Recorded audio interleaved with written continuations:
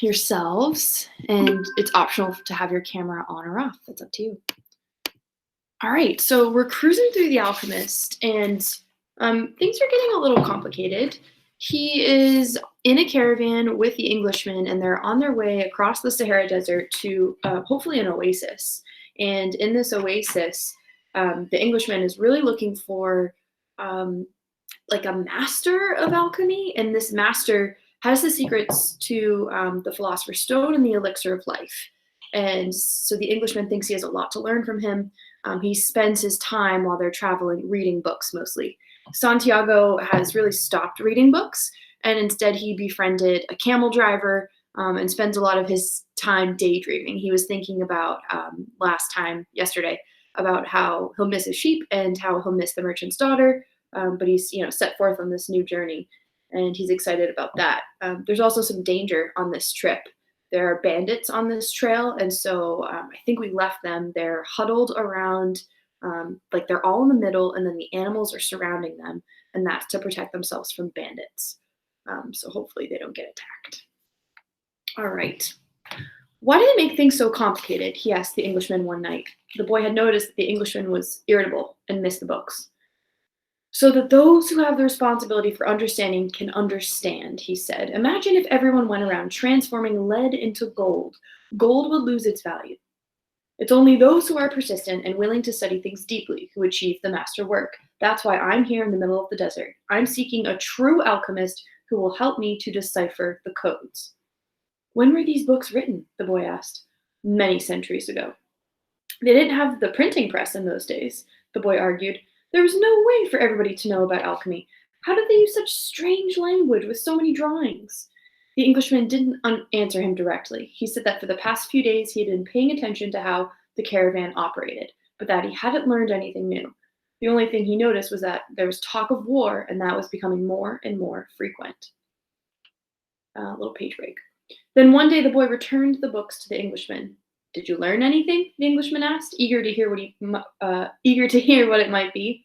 He needed someone to talk to so as to avoid thinking about the possibility of war. I learned that the world has a soul, and that whoever understands that soul can also understand the language of things. I learned that many alchemists realized their personal legends and wound up discovering the soul of the world, the Philosopher's Stone, and the elixir of life. But above all, I learned that these things are all so simple that they could be written on the surface of an emerald. The Englishman was disappointed. The years of research, the magic symbols, the strange words, and the laboratory equipment, none of this had made an impression on the boy. His soul must be too primitive to understand those things, he thought. He took back his books and packed them away again in their bags. So, back to watching the caravan, he said. That didn't teach me anything either. The boy went back to contemplating the silence of the desert and the sand raised by the animals. Everyone has his or her own way of learning things, he said to himself. His way isn't the same as mine, nor mine as his, but we're both in search of our personal legends, and I respect him for that. So this book is really just a metaphor for all kinds of life lessons, and I think in this section here, the Englishman is frustrated that Santiago is not understanding alchemy, and he spent his life studying alchemy, so it makes sense that Santiago wouldn't understand on the same level of him. And so Santiago says, yeah, I can sense that he's irritated with me, but we all have our own path and our own way of doing things. All right. The caravan began to travel day and night. The hooded Bedouins reappeared more and more frequently. Those are the people that signal that danger is coming, so they're not like the scary guys yet. And the camel driver, who had become a good friend of the boys, explained that the war between the tribes had already begun. The caravan would be very lucky to reach the oasis. The animals were exhausted, and the men talked among themselves less and less. The silence was the worst aspect of the night. When whoa, I'm losing it today, sorry. When the mere groan of a camel, which before had been nothing but the groan of a camel, now frightened everyone because it might signal a raid. The camel driver, though, seemed not to be very concerned with the threat of war. I'm alive, he said to the boys. They ate a bunch of dates one night with no fires and no moon. When I'm eating, that's all I think about. If I'm on the march, I just concentrate on marching. If I have to fight, it will be just as good a day to die as any other. Interesting. So he's like staying in the moment, being mindful. Because I don't live in either my past or my future. I'm interested only in the present. If you can concentrate always on the present, you will be a happy man. You'll see that there is life in the desert, that there are stars in the heavens, and that tribesmen fight because they are part of the human race. Life will be a party for you, a grand festival, because life is the moment we're living right now. 2 nights later, as he was getting ready to bed down, the boy looked for a star they followed every night. He thought that the horizon was a bit lower than it had been because he seemed to see stars on the desert itself. It's the oasis, said the camel driver. Well, why don't we go there right now? The boy asked. Because we have to sleep. I love that. So the camel driver is just like this source of wisdom for Santiago, and he says, "Don't worry about the future. Don't worry about the past. Just like stay in the moment." But that's easier said than done. That's hard to do. The boy awoke as the sun rose. There in front of him, where the small stars had been the night before, was an endless row of date palms stretching across the entire desert. "We've done it," said the Englishman, who had also awakened early. But the boy was quiet. He was at home with the silence of the desert, and he was content just to look at the trees. He still had a long way to go to reach the pyramids, and someday this morning would be just a memory. But this was the present moment, the party the camel driver had mentioned, and he wanted to live in it as he did the lessons of his past and his dreams of the future. Although the vision of the date palms would someday be just a memory, right now it signified shade, water, and refuge from the war. Yesterday, the camel's groan signaled danger, and now a row of date palms could herald a miracle. The world speaks many languages, the boy thought. Another page break. The times rush past, and so do time check. And so do the caravans, thought the alchemist, as he watched the hundreds of people and animals arriving at the oasis.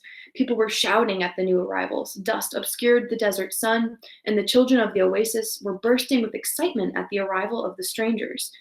The alchemist saw the tribal chiefs greet the leader of the caravan and converse with him at length, but none of that mattered to the alchemist. He had already seen many people come and go, and the desert remained as it was. He had seen kings and beggars walking the desert sands. The dunes were changed constantly by the wind. Yet these were the same sands he had known since he was a child. He always enjoyed seeing the happiness that the travelers experienced when, after weeks of yellow sand and blue sky, they first saw the green of the date palms. Maybe God created the desert so that man could appreciate the date trees, he thought. He decided to concentrate on more practical matters. He knew that in the caravan there was a man to whom he was to teach some of his secrets. The omens had told him so. He didn't know the man yet, but his practiced eye would recognize him when he had appeared. He hoped that it would be someone as capable as his previous apprentice. I don't know why these things have to be transmitted by word of mouth, he thought. It wasn't exactly that they were secrets. God revealed his secrets easily to all his creatures. He had only one explanation for this fact. Things have to be transmitted this way because they were made up from the pure life. And this kind of life cannot be captured in pictures or words. Because people become fascinated with pictures and words and wind up forgetting the language of the world. So there's, in terms of like spirituality, there's this general perception that there's a perceived unseen and seen order of things. And Santiago is saying, I am not concerned with the seen order. I'm interested in learning more about the unseen order, which I think he calls the language of the world. All right, just a few more minutes. The boy couldn't believe that what he was seeing, the oasis, rather than just a well surrounded by a few palm trees, as he had once seen in a geography book, was much larger than many towns back in Spain. There were 300 wells, 50,000 date trees, and innumerable colored tents spread among them. It looks like 1,001 nights, said the Englishman, impatient to meet with the alchemist. It's like Arabian and 1,000 Nights, or 1,001 Nights. It's a famous myth. Anyways, they were surrounded by children, curious to look at the animals and people that were arriving. The men of the oasis wanted to know if they had seen any fighting, and the women competed with one another for access to the cloth and precious stones brought by the merchants. The silence of the desert was a distant dream. The travelers in the caravan were talking incessantly, laughing and shouting as if they had emerged from the spiritual world and found themselves once again in the world of people. They were relieved and happy. They had been taking careful precautions in the desert, but the camel driver explained to the boy that oases were always considered to be neutral territories because The majority of the inhabitants were women and children. There were oases throughout the desert, but the tribesmen fought in the desert, leaving the oases as places of refuge. With some difficulty, the leader of the caravan brought all his people together and gave them his instructions. The group was to remain there at the oasis until the conflict between the tribes was over. Since they were visitors, they would have to share living space with those who lived there and would be given the best accommodations. That was the law of hospitality. Then he asked that everyone, including his own centennials, hand over their arms to their men appointed by the tribal chieftains. Those are the rules of war, the leader explained. The oases may not shelter armies or troops. To the boy's surprise, the Englishman took a chrome-plated revolver out of his bag and gave it to the men who were collecting the arms.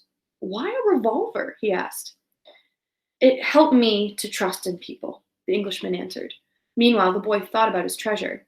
The closer he got to the realization of his dream, the more difficult things became. It seemed as if what the old king had called beginner's luck were no longer functioning. In his pursuit of the dream, he was being constantly subjected to tests of his persistence and courage. So he could not be hasty nor impatient. If he pushed forward impulsively, he would fail to see the signs and omens left by God along his path.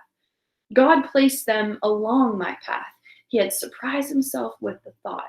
Until then, he had considered the omens to be the things of this world, like eating or sleeping, or like seeking love or finding a job. He had never thought of them in terms of a language used by God to indicate what he should do. Don't be impatient, he repeated to himself. It's like the camel driver said, eat when it's time to eat, and move along when it's time to move along. Stop there for today so that Ian and I can chat, trying to adhere to my 15-minute time limit. All right. I'm going to pause the recording.